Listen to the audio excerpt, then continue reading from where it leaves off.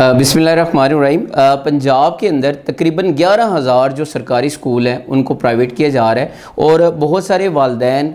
Teachers और जो बच्चे हैं वो इस चीज़ को लेकर परेशान हैं कि अगर ये जितने भी 11,000 जो स्कूल हैं अगर इनको प्राइवेट कर दिया जाएगा तो इसका इम्पेक्ट पेरेंट्स के ऊपर क्या पड़ेगा, बच्चों के ऊपर क्या पड़ेगा और इनके जो असरात हैं वो टीचर्स के ऊपर क्या पड़ेंगे। तो पंजाब गवर्नमेंट की तरफ से कुछ रूल्स आ चुके हैं टीचर्स के हवाले से, तो वो मैं आपके साथ शेयर कर देता हूँ। देखिए, एक जो टीचर है जो अपनी सारी ज़िंदगी लगा के, अपनी सारी जवानी लगा के जो इस प्रोफेशन को देता है, टीचिंग को देता है, तो एंड पे उसको रिवॉर्ड के तौर पे उसको पेंशन दी जाती है। और इसमें पहला रूल ये है कि उनकी जो पेंशन है उसको 70% से कम करके उसको 30%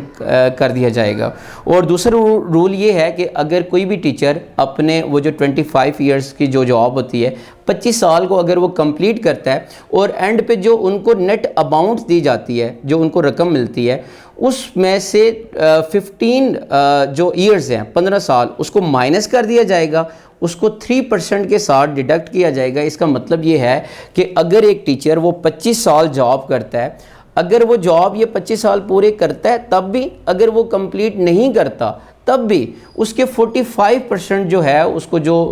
अमाउंट मिलनी है उसको कम कर दिया जाएगा। और तीसरी बात ये है कि अगर कोई बेवा मीन के जिसका जो खावंद था वो टीचर था और उसको अपने हस्बैंड की वजह से जो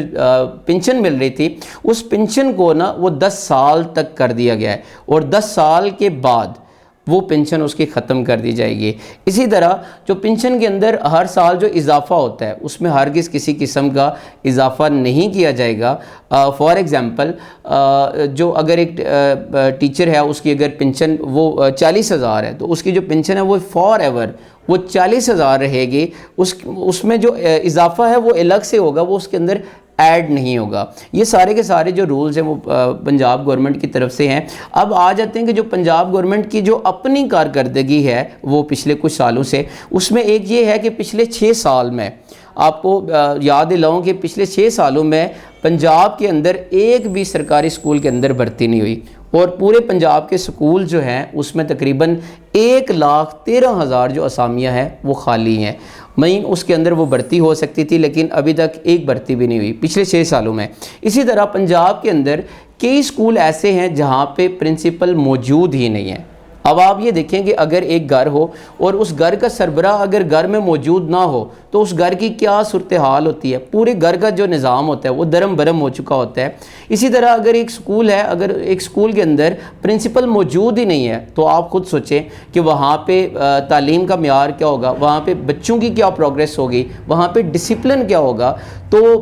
पंजाब के कई ऐसे स्कूल हैं जहाँ पे जो प्रिंसिपल्स हैं वो वहाँ पे मौजूद ही नहीं है। इसी तरह पिछले 8 साल से वो तमाम टीचर्स जो कंट्रैक्ट पे हैं तो अभी तक वो कंट्रैक्ट पे हैं, तो अभी तक उनको रेगुलर नहीं किया गया। तो मैं आज की जो इस वीडियो में ये जो एक हम बात कर रहे थे कि आप जो पंजाब के जो स्कूल्स हैं इनको प्राइवेट किया जा रहा है, तो इसमें जो सजेशन है वो मेरी तरफ से सजेशन ये है कि देखें, आप ये क्या एक बात हुई कि आपके जितने भी वसाइल हैं वो सारे अशराफिया के हिस्से में आए और जितने भी वो मसाइल हैं वो आवाम को फेस करने पड़े और आवाम उसका वो कर्ज अदा करे। देखिए, एक बात तो ये है कि आप क्या करें कि जितने भी जो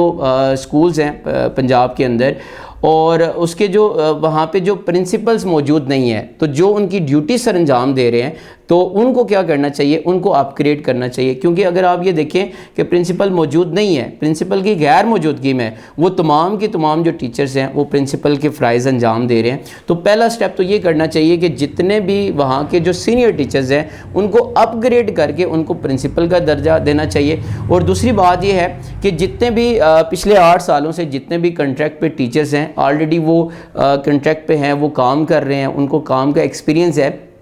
बजाय इसके कि आप बाहर से कोई बंदा लें, कोई टेस्ट लें जो कि बिल्कुल फ्रेश हो, लेकिन जो टीचर पिछले 8 साल से पढ़ा रहा है उसके पास एक्सपीरियंस है, उसके पास तजुर्बा है, तो आप क्या करें, उसको रेगुलर कर दें। इसी तरह मैं ये कहना चाहूँगा कि टीचर की जो सरगर्मियाँ हैं वो सिर्फ स्कूल तक महदूद रखनी चाहिए। आप ये देखें कि एक जुल्म की इंतहा है कि आप देखें जब भी इलेक्शन की बारी आती है, पोलियो की बारी होती है, तो टीचर्स की एक्स्ट्रा ड्यूटीज़ लगा दी जाती हैं। कई दिन जो है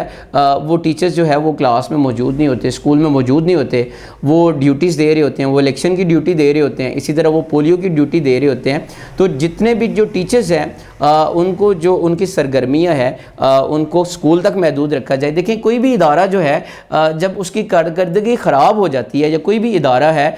जब वो बेहतर परफॉर्म नहीं कर पाता या खसारे में चला जाता है, तो उसको बेचना नहीं चाहिए। उसको बेचा नहीं करते, बल्कि उसको बेहतर किया जाता है। लेकिन अगर आप ये देखें कि आप इन इदारों को अगर आप सेल आउट कर देते हैं, आप किसी प्राइवेट सेक्टर के हवाले कर देते हैं, तो आप ये देखें कि प्राइवेट सेक्टर फिर अपने लिहाज से उसको चलाएगा और अपने लिहाज से वो फीसिस को डिसाइड करेगा। तो आप ये देखें, पेरेंट्स के ऊपर ऑलरेडी आज के दौर में इतना ज़्यादा क्राइसिस के दौर में बर्डन है। अगर ये फीसिस का जो थोड़ा सा रिलीफ पेरेंट्स को मिल रहा है, अगर ये रिलीफ भी नहीं मिलेगा, तो आप ये खुद अंदाज़ा कर लें कि जो हमारे पाकिस्तान के बच्चे हैं, जो हमारे मुल्क के अपने बच्चे हैं, ये तालीम से महरूम हो जाएंगे। पहले ही हमारे जो मुल्क है उसमें तालीम की इतनी कमी है, शऊर की इतनी कमी है। देखें, कहा जाता है कि शऊर और शऊर में एक ही फ़र्क होता है, और एक फ़र्क होता है वो आइन का होता है। ठीक है, जो आइन होता है वो इल्म होता है, वो अक्ल मुल्क होता है, वो थोड़ा सा क्या होता है जी, बेहतर हालत में आ जाता है। लेकिन अगर आप इसको प्राइवेट सेक्टर के हवाले कर देंगे तो बहुत सारे बच्चे ऐसे हैं